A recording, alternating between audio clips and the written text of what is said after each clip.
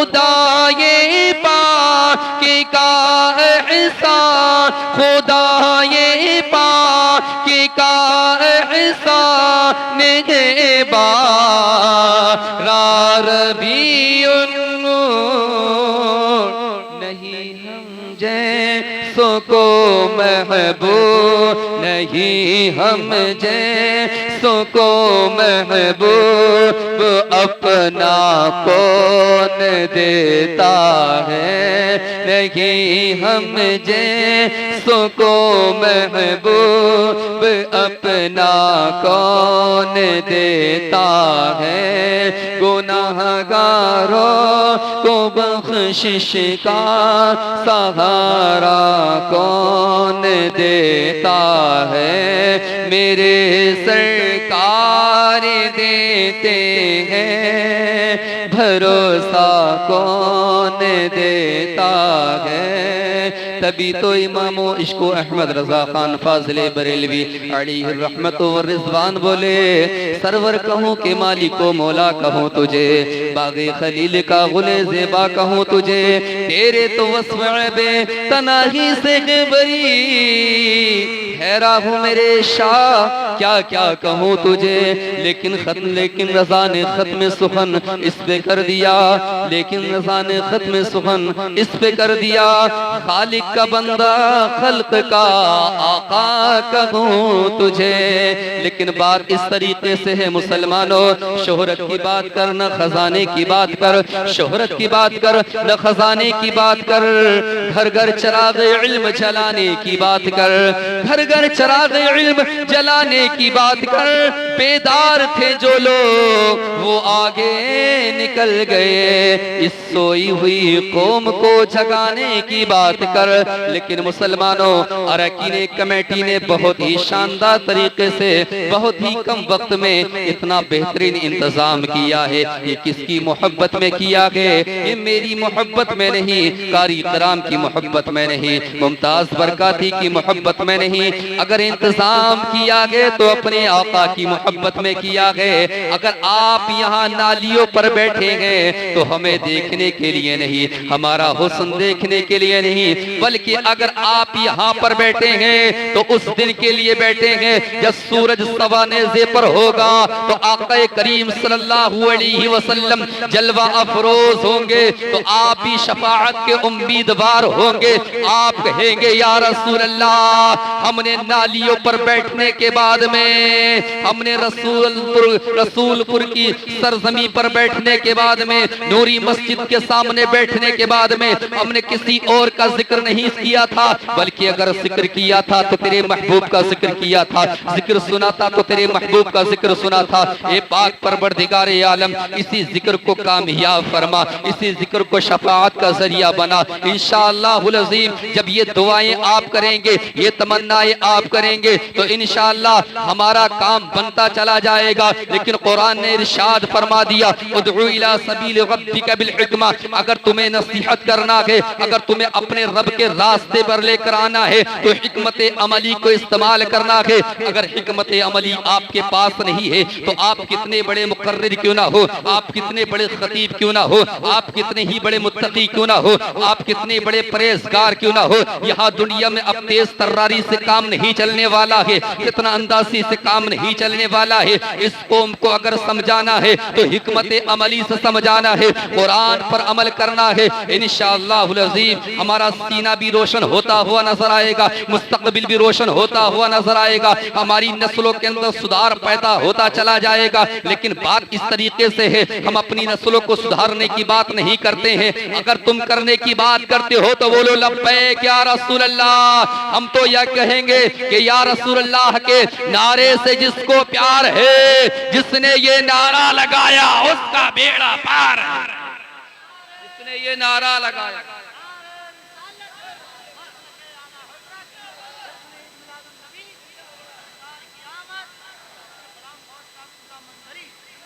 कौन है आप? मेरे आका के आशिक है ना? बोलो लब्बैक या रसूल अल्लाह। आका के आशिक हैं। एक आका का आशिक कहाँ पर मौजूद था? मदीने की सरजमी पर मौजूद था, मुल्क शाम में मौजूद था। आप भी आका के आशिक हैं, यही सोच करके बैठे हैं हम किसी के बाप की कहानी सुनने नहीं जा रहे हैं। अगर जा रहे हैं तो रसूल आज़म की सीरत को सुनने के लिए जा रहे हैं। अगर जा रहे हैं तो रसूल आज़म की सुन्नतों पर अमल करने के लिए जा रहे हैं। अगर जा रहे हैं तो अपने सहाबा या आका करीम के जो सहाबा है उनकी सीरत को अपनाने की बात करने के लिए जा रहे हैं। अगर जा रहे हैं तो हम उनकी मोहब्बत में आए हैं, अपने आका की मोहब्बत में आए हैं। गौसो ख्वाजा के दीवाने हैं, इसीलिए तो नालियों पर बैठे हैं। दीवाना कहीं भी बैठ सकता है, दीवाने को सोफे की जरूरत नहीं है, दीवाने को तख्तो ताज की जरूरत नहीं है, दीवाना कहीं भी बैठ सकता है। आप दीवाने मुझे नजर आते हैं तो इंशाअल्लाह अज़ीम दीवानगी वाली बात करना शुरू कर दो ताकि आपके दिलों के अंदर उतर जाए कौन दीवाना था। मदीने के अंदर एक दीवाना था। कैसा दीवाना था? कौन नहीं बताता है हमारे आका की सीरत। मुमताज बरकाती आका की शान में क्या शेर पढ़ा करते हैं। इकराम कादरी ने कहा था कि मैंने अपने आका की शान में एक नात लिखी थी तो आका करीम सल्लल्लाहु अलैहि वसल्लम ने मुझे अपनी मोहब्बत में रोज़े पर बुला लिया है। मेरा मुकद्दर कहाँ है, मेरा नसीब कहाँ है, ये सब कुछ मैं कैसे कर सकता हूँ। लेकिन सुनिए, इस बात को याद रखना है, जब इकराम कादरी मदीने की सरजमी पर जा सकते हैं, इकराम कादरी अपना कलम उठाने के बाद में, आका की तारीफ करने के बाद में, मेरे आका उनको मदीने बुला सकते हैं, तो गुलाम गौस मंजरी का अकीदा है कि हम सब सुन्नी अपने नबी का जिक्र करने के बाद में जब जिक्र यहाँ करेंगे प्यार मदीने वाले को आएगा। एक दिन वो होगा कि मेरे आका इरशाद फरमाएंगे अब तू दीवाने नालियों पर बैठने के काबिल नहीं है, अब तो तुझे रोज़े अनवर दिखा दिया जाएगा।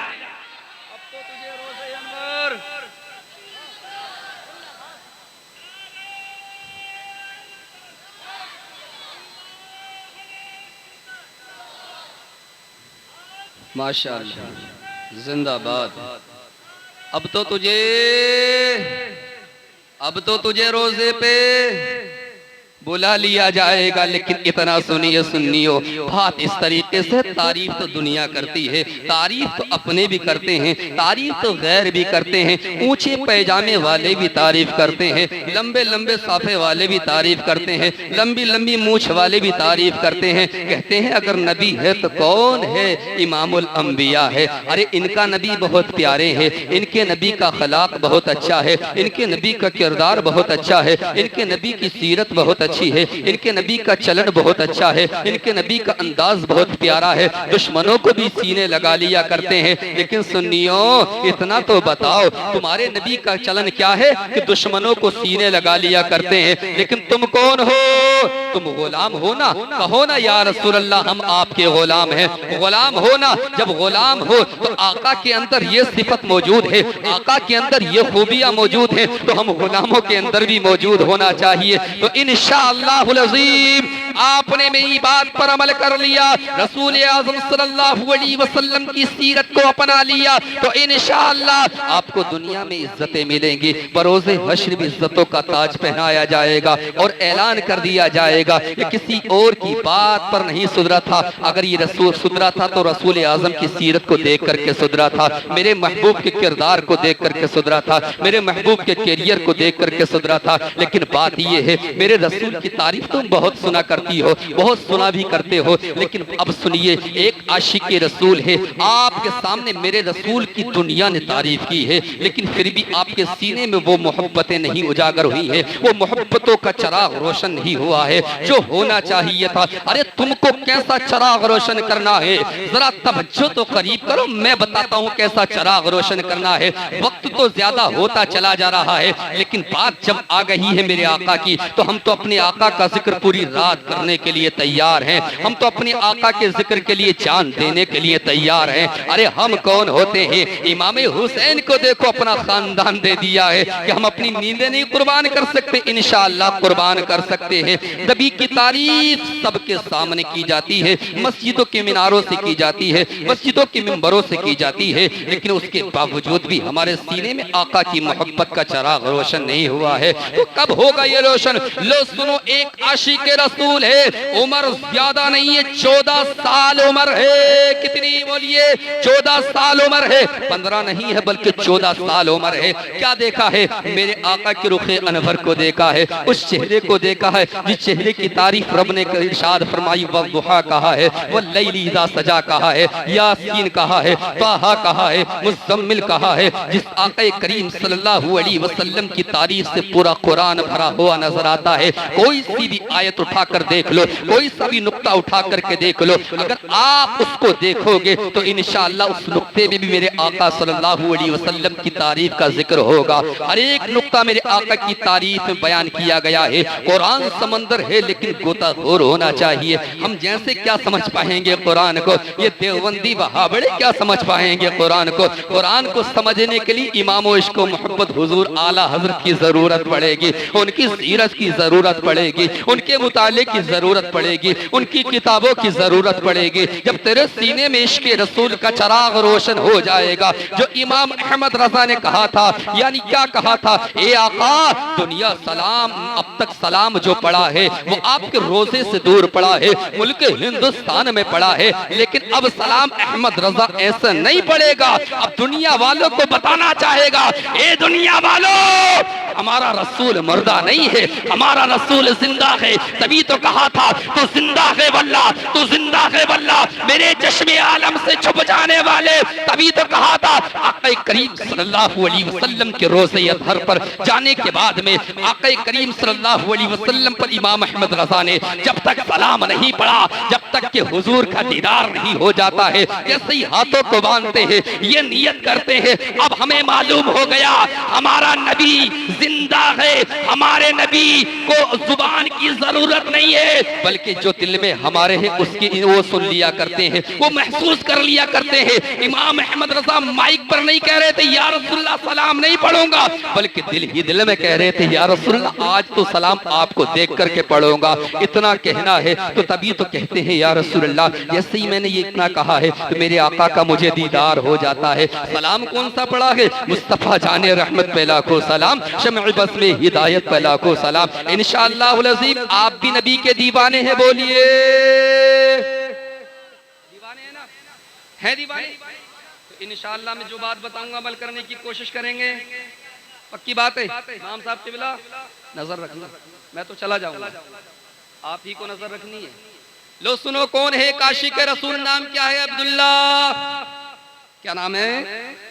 अब्दुल्ला। जैसे अब्दुल्ला ने मेरे नबी के चेहरे को देखा है, देखने के बाद में गुम हो जाते हैं, देखने के बाद में लगता है अब दुनिया में कुछ नजर नहीं आता है, अगर नजर आता है तो रसूल आजम का चेहरा नजर आता है, उनकी मोहब्बतों का चराग रोशन हो जाता है, उनकी मोहब्बतें सीने में उजागर हो जाती हैं। कसम सिर्फ काबा की किसके बेटे थे? एक यहूदी के बेटे हैं, यहूदी माँ है, यहूदी खानदान है, यहूदी कबीला है, सब कुछ यहूदी है, लेकिन आका की मोहब्बत जहाँ भी आ जाए तो वहाँ रिश्ते नहीं देखे जाते हैं, वहाँ रिश्तों को तोड़ दिया जाता है। ए लोगो, आज तुम रिश्ते देखते हो, हमारा भाई है, हमारा चचा है, हमारे खानदान का है, रिश्ते मत देखो। जो रसूल आज़म का नहीं वो हमारा नहीं, जो रसूल आज़म का है वही तो हमारा है। ये मेरी बात नहीं है, ये कारी कराम की बात नहीं है, ये मुमताज बरकाती की बात नहीं है, ये अल्लाह की बात है। ये अल्लाह ने इरशाद फरमा दिया, ए महबूब जो तुम्हारा नहीं वो हमारा नहीं है। लेकिन अब सुनिए, तवज्जो को करीब करना है। किसने देखा? अब्दुल्ला का पूरा खानदान यहूदी है, लेकिन आका करीम को एक मर्तबा देखा है, चेहरे में गुम हो जाते हैं, अपनी माँ से कहते हैं मेरी माँ मुझे मेरे आका की याद आ रही है। बोले कौन से आका की याद आ रही है? बोले वो जो मदीने में रहा करते हैं। किसकी याद आ रही है? अब बताओ तुम्हें किसकी याद आ रही है? किसकी याद आ रही है? बोलो ना किसकी याद आ रही है? तो कहो ना लब्बैक, कहो ना लब्बैक, लब्बैक या रसूलल्लाह, या रसूलल्लाह हमें आपकी याद आ रही है। बोलिए, इतना बोलते चले जाइए, लेकिन ये आपकी यादों में तो यहाँ बैठे हैं। अब्दुल्ला ने कहा मुझे आपकी मुझे अपने आका की याद आ रही है, लेकिन इतना बोलना था, चचा ने सुन लिया, चचा ने मारना शुरू कर दिया, यहाँ तक कि इतना मारा मुंह से खून निकल रहा है, बदन से खून निकल रहा है, खून से आलूदा है, लेकिन फिर भी हिम्मत नहीं हारे हैं, फिर भी उस ईमान को सलामत रखे हुए हैं, फिर भी उस रोशनी का चराग अपने सीने के अंदर रोशन रोशन किए हुए हैं। लो सुनिए, अगर आपको कोई तकलीफ पहुंचाए तो क्या ईमान को छोड़ दोगे? क्या अल्लाह के रसूल को छोड़ दोगे? बोलिए, छोड़ोगे या नहीं छोड़ोगे? हमारा तो ये ईमान है कि हम रसूल आजम कभी नहीं छोड़ेंगे। मर जाए या कुछ भी हो जाए, ये जान है तो रसूल आजम के लिए है, ये माल है तो रसूल आजम के लिए है। तभी तो आला हजरत ने कहा था, जमीनो जमा तुम्हारे लिए, मकीनो मक्का तुम्हारे लिए, हम आए यहाँ तुम्हारे लिए, उठे भी वहाँ तुम्हारे लिए। लेकिन अब सुनिए, तवज्जो को करीब करना है। चचा मारता मारता थक गया है, माँ तेजी के साथ में आई और आने के बाद में बोली, मेरे शोहर के भाई और मेरे देवर, अब मारना मत, इसलिए कि ये आपके भाई की आखिरी निशानी है। लेकिन क्या बात है, आखिरी निशानी अब नहीं मारना है, मारना बंद कर दिया है। जैसे ही मारना बंद किया है, उसके बाद में कुछ दिनों के बाद में रसूल आजम की फिर याद सताती है। ऐसी याद सताई, ऐसी याद सताई, रुका नहीं जाता है। जो आशिक हो जाते हैं, जो दीवाने हो जाते हैं, उन्हें दुनिया में कुछ नजर नहीं आता है। अगर आता है तो मदीने वाले का गुंबद नजर आता है, अगर आता है तो मदीने वाले के जलवे नजर आते हैं, अगर आता है तो अल्लाह का खौफ दिल में पैदा हो जाता है। जैसे ही खौफ दिल में पैदा होता है, फिर मस्जिदें भरी हुई नजर आती हैं, पेशानियों में सजदों की तड़प नजर आती है। अब सुनिए, अब्दुल्ला को जैसे ही मारना छोड़ा है, कुछ दिनों के बाद में फिर वो शौक इश्तियाक जैसे ही पैदा हुआ है। पैदा होने के बाद में कहाँ आते हैं? अपनी अम्मी जान के पास आते हैं। ए नौजवानों, वो यहूदी नहीं थे, मुसलमान थे, लेकिन उनके माँ बाप यहूदी थे। बाप का इंतकाल हो गया था, लेकिन अपनी माँ से इजाजत तलब करते किससे मिलने के लिए।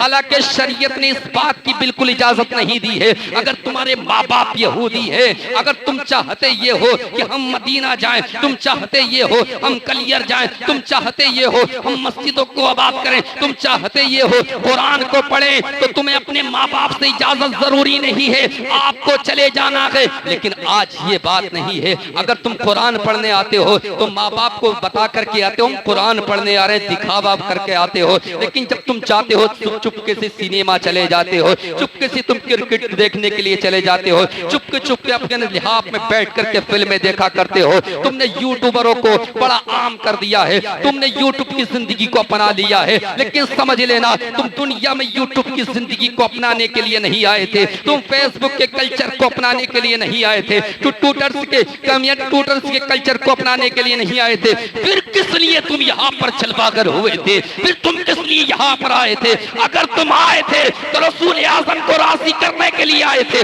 उनकी इत्तिबा करने के लिए आए थे, उनके पीछे पीछे चलने के लिए आए थे। इंशाअल्लाहुल अज़ीम जिस दिन तुम अपना लोगे तो रसूल आज़म की बारगाह से बुलावा आ जाएगा। जैसे ही बुलावा आएगा तो इंशाअल्लाह आप यहाँ रहने के काबिल नहीं रहेंगे। लेकिन आपसे एक सवाल करता हूँ, हाजी बनने के लिए कहाँ जाते हो? मक्का जाते हो। लेकिन मैं कहता हूँ, हाजी बनने के लिए मक्का जाना जरूरी है, लेकिन इंसान बनने के लिए इंसान के करीब होना जरूरी। इंसान बनने के लिए, हाजी बनने के लिए तो मक्का जाना जरूरी, लेकिन इंसान बनने के लिए इंसान के करीब होना जरूरी। अब तुम अपनी दूरियों को देखो, कितनी दूरियां होती जा रही हैं।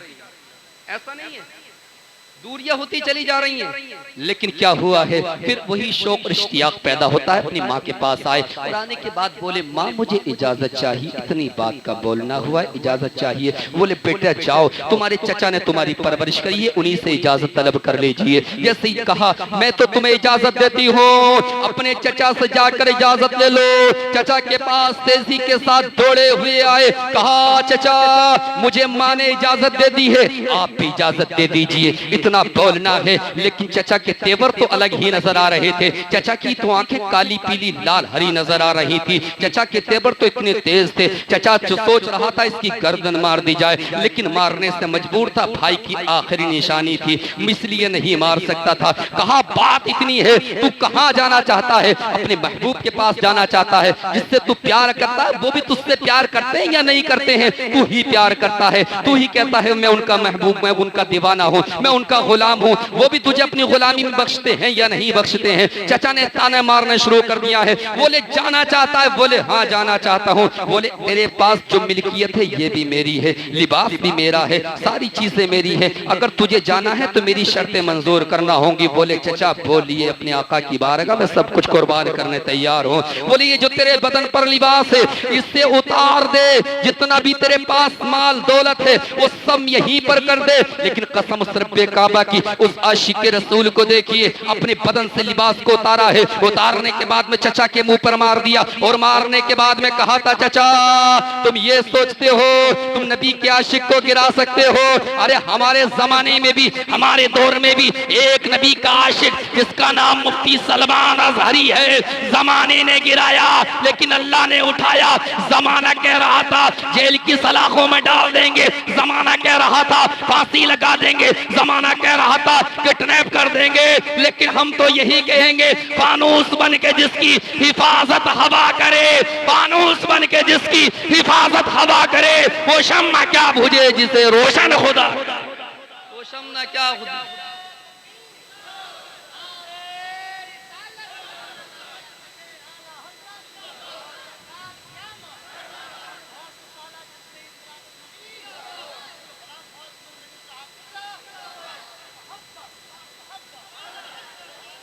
बात समझ में आ रही है? बात खत्म की जाए या पूरी की जाए?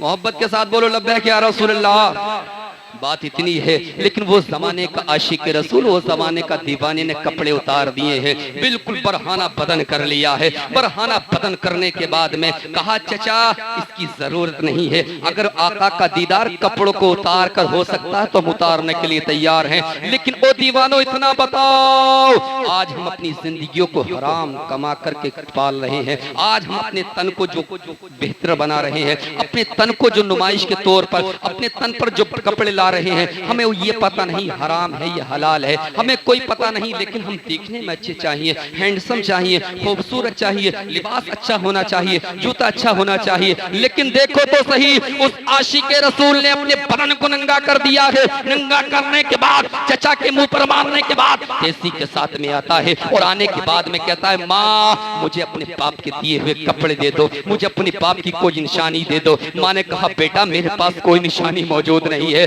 लेकिन इतना है दो दुपट्टे हैं, ये तेजी के साथ में बांध ले।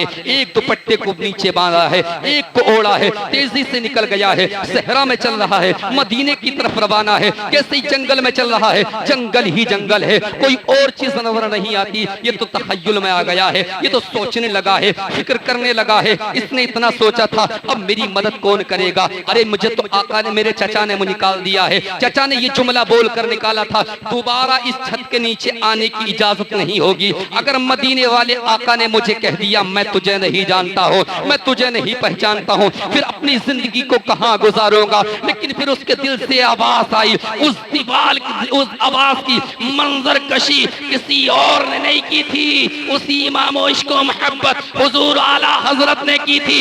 आने दो या डुबो दो, आने दो या डुबो दो, अब तो तुम्हारी जानिब, आने दो या डुबो दो, अब तो तुम्हारी जानिब। कश्ती तुम्ही पे छोड़ी, लंगर उठा दी, कश्ती तुम्ही पे छोड़ी।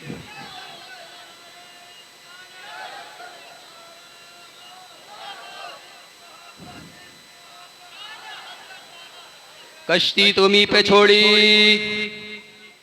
लंगर उठा दिए ही या रसूल अल्लाह। हम ही तो इसी उम्मीद के तलबगार हैं, हमारी भी तो यही उम्मीदें हैं। अगर उम्मीदें हैं तो बोलो लब्बैक या रसूल अल्लाह। जैसे ही मदीने के अंदर कदम रखा है, रखने के बाद में जमाने के दरवाजे बंद हो गए, हर एक का दरवाजा बंद है, अंधेरी रात है, बंद होने की बात भी है। जैसे ही दरवाजे बंद हुए सोचने लगता है, विचार करने लगता है, अब सोचने लगता है अब कहाँ जाऊंगा, किधर जाऊंगा, वापस जाऊंगा, मारा जाऊंगा, लेकिन सोचता चला जा रहा है। उसके बाद में उसके जहन के अंदर एक बात आई, अरे जब दुनिया के दरवाजे बंद होते हैं तो अल्लाह के दरवाजे खुल जाया करते हैं। इतनी बात का जब दिमाग में आती है, बोले अल्लाह के दरवाजा कहाँ खुला हुआ होगा? बोले मस्जिद नबवी चलता हो। जैसे ही मस्जिद नबवी पहुंचा है, पहुंचने के बाद में पहली सीढ़ी पर कदम रखा है, दूसरी पर कदम रखा है, तीसरी पर कदम रखा है, अंदर से आवाज आई अस्सलाम वालेकुम या अब्दुल्लाह।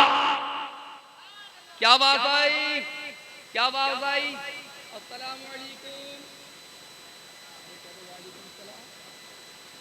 अस्सलाम वालेकुम या अब्दुल्ला। अब ये हैरान और परेशान है, मैं तो सोच रहा था मुझे कोई नहीं जानता है, लेकिन ये आवाज कहाँ से आई है मुझे तो समझ नहीं आता है। लेकिन आवाज देने वाली जात कोई और नहीं थी, आवाज देने वाली जात मुहम्मदुर रसूलुल्लाह सल्लल्लाहु अलैहि वसल्लम के मुअज्जिन हजरत बिलाल थे। अब दोनों की मुलाकात हुई, मुसाफा किया। आज हम क्या करते हैं, मुसाफा करना तैयार नहीं है, बिल्कुल भी तैयार नहीं है लोगों। मुसाफा करना किसी और की सुन्नत नहीं, मेरे नबी की सुन्नत है। मुसाफा करना सहाबा की सुन्नत है। हंसी के दो बोल बोल देना मेरे आका ने फरमा दिया सदक़े जारिया है। मुंह बिस्का कर मत चला करो, इस जिंदगी को इतनी बड़ी जिंदगी मत समझो, ये जिंदगी फानी है। कुल्लु नफ्सिन ज़ाइक़तुल मौत, हर नफ्स को मौत का जायका चखना है। ये सारी नफरतों की दीवारों को ढा दो, इन्हें सबको मुनहदिम कर दो, एक प्लेटफॉर्म पर आ जाओ, दुश्मन को भी सीने लगाते चले जाओ। जिस दिन इंशाअल्लाह आपका ये कैरियर होगा, ये अखलाक होगा, ये कैरेक्टर होगा, तो इंशाअल्लाह अपने तो अपने गैर भी देख करके कलमा पढ़ते हुए नजर आएंगे। ये किसने देखा था, किसके कैरियर को देखा था? हुजूर अख्तर रज़ा खान फाज़िले बरेलवी अली रहमतुल्लाह व रिज़वान के कैरियर को जब गैर मुस्लिमों ने देखा था, जब वो लोग उनके जलसे में हाजिर थे, उनकी तकरीर सुन रहे थे, सुनने के बाद में उनके जोशे ईमानी देखिए। गैर मुस्लिम बोले, अरे जब नबी का गुलाम ऐसा है तो नबी कैसा होगा? हम तो ये कहेंगे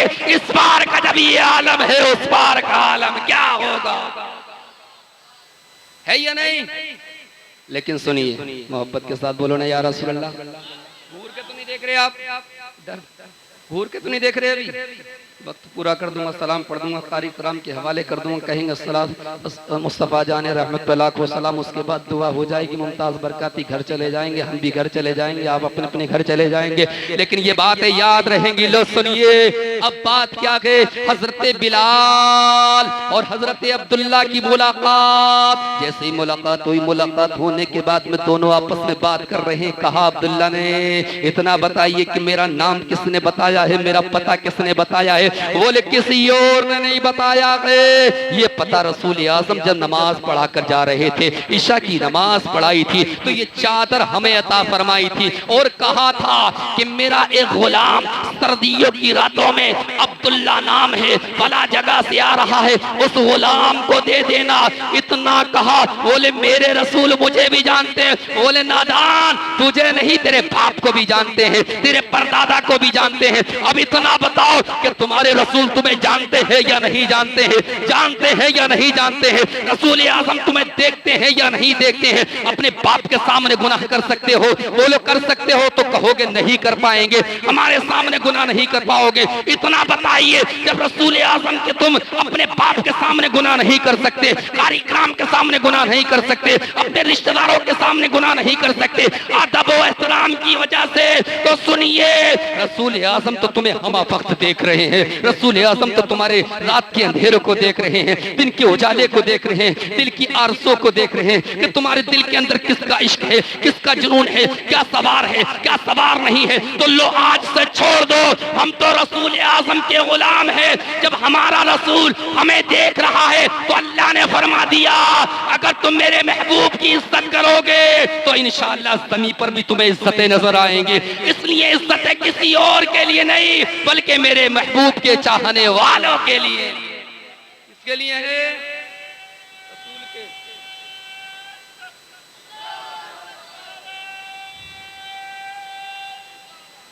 अल-मुख्तसर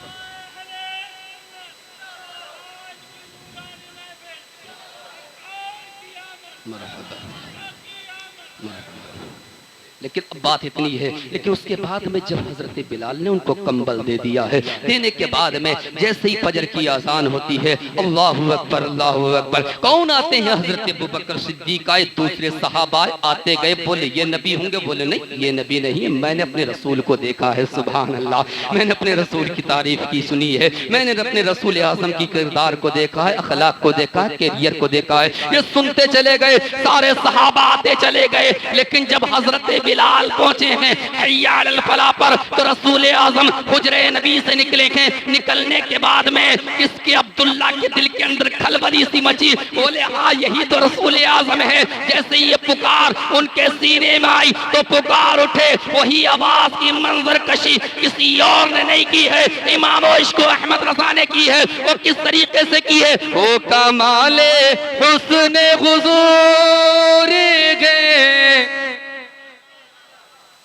पढ़ेंगे, वो कमाले हुस्न हुजूर गए के गुमाने नक्श जगह रहे, वो कमाले हुस्न हुजूर गए के गुमाने नक्श जगह रहे, वो कमाले हुस्न हुजूर गए के गुमाने नक्श जगह नहीं, यही फूल खार से दूर है, यही फूल खार से दूर है, यही शम्मा है कि धुआं नहीं। रसूल आज़म ने फजर की नमाज को पढ़ा दिया है इंशाअल्लाह बहुत तेजी के साथ। अल मुख्तसर बात ये है, नमाज फजर को जैसे ही पढ़ाया है, पढ़ाने के बाद में सलाम फेरा मेरे नबी ने और कहा अस्सलामु अलैकुम व रहमतुल्लाह, अस्सलामु अलैकुम व रहमतुल्लाह। उसके बाद में कहा ए अब्दुल्ला आप खैरियत से हैं? सुभान अल्लाह।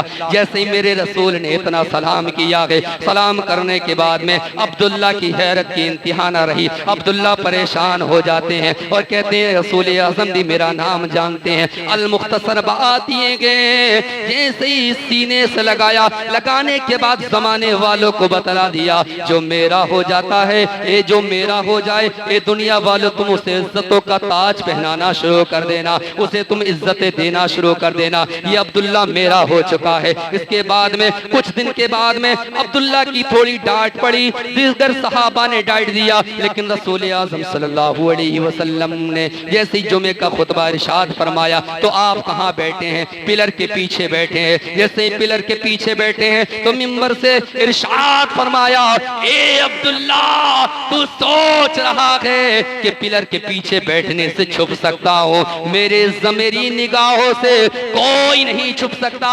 तो सुन्नियों का अकीदा बोल उठा कि हमें कोई देखे या ना देखे, मदीने से मुस्तफा जरूर देख रहे हैं।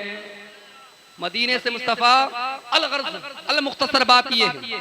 अब्दुल्ला का कुछ दिन बाद इंतकाल हो गया। इंतकाल के बाद में कौन है? मेरे नबी की गोद में है। सुभान अल्लाह।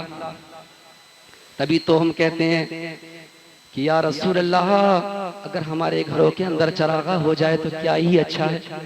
लेकिन सुनिए बात इस तरीके से है, जैसे ही रसूल आज़म के यानी जानवे मुबारक पर सर रखे हुए हैं, अब्दुल्ला को मुस्तफ़ा देख रहे हैं और मुस्तफ़ा को अब्दुल्ला देख रहे हैं। हजरत इज़राइल अलैहिस्सलाम उनके कदमों से रूह को खींच रहे हैं। पता नहीं लग पा रहा है, मौत की सख्तियाँ बहुत टाइट हैं, मौत में बहुत ज्यादा सख्तियाँ हैं, लेकिन सख्ती का पता नहीं लगता है। जब महबूब सामने हो तो इंसान के जिस्म को काट भी दिया जाए तो कोई फर्क नहीं पड़ता है, लेकिन अब्दुल्ला नबी को देख रहे हैं और नबी अब्दुल्ला को देख रहे हैं। इंतकाल हो गया, सारे सहाबा की भीड़ लग गई। मेरे नबी से कौन अर्ज करते हैं या रसूल अल्लाह, मदीने का दस्तूर है जो हमारे मदीने में इंतकाल कर जाता है, इंतकाल के बाद में उसके खानदान वाले उसके कफन और दफन का इंतजाम किया करते हैं। लेकिन बात इस तरीके से, इसके तो खानदान वाले मौजूद नहीं, कबीले वाले मौजूद नहीं, रिश्तेदार मौजूद नहीं, इसके कफन दफन का इंतजाम कौन करेगा?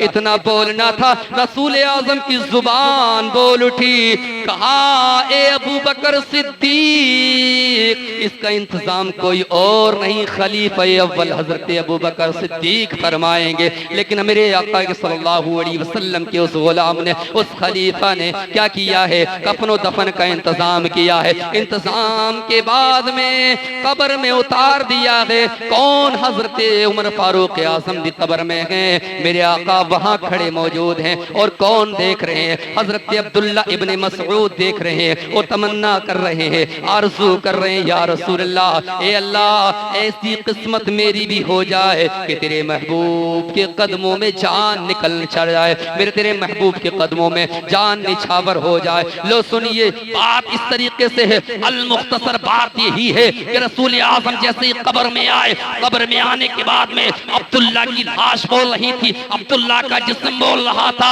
कि वही जुबान, उसी की मंजर कशी किसी और ने नहीं, बरेली के अहमद रजा ने की है। क्या की है? लहद में इश्क रुखे शेखे, बस लास्ट बोलिए ना, लहद में इश्क रुखे शेखे का दाग लेके चले, लहद में इश्क रुखे शेखे का दाग लेके चले, लहद में इश्क रुखे शेखे का दाग लेके चले, अंधेरी कब्र सुनी थी, अंधेरी कब्र सुनी थी, चराग लेके चले, अंधेरी कब्र सुनी थी, चराग लेके चले, तेरे गुलामों का नक्शे कदम है राहे खुदा, तेरे गुलामों का नक्शे कदम है राहे खुदा, क्या वो बहक सके जो ये सुराग लेके चले। अल्लाह रब्बुल इज्जत हम सबको अमल की तौफीक अता फरमाए, मेरे बोलने में जो भी हो गलत उसको माफ़ फरमाए, खुदा की ज़ात। वमा अलैना इल्लल बलाग। अस्सलामु अलैकुम व रहमतुल्लाह।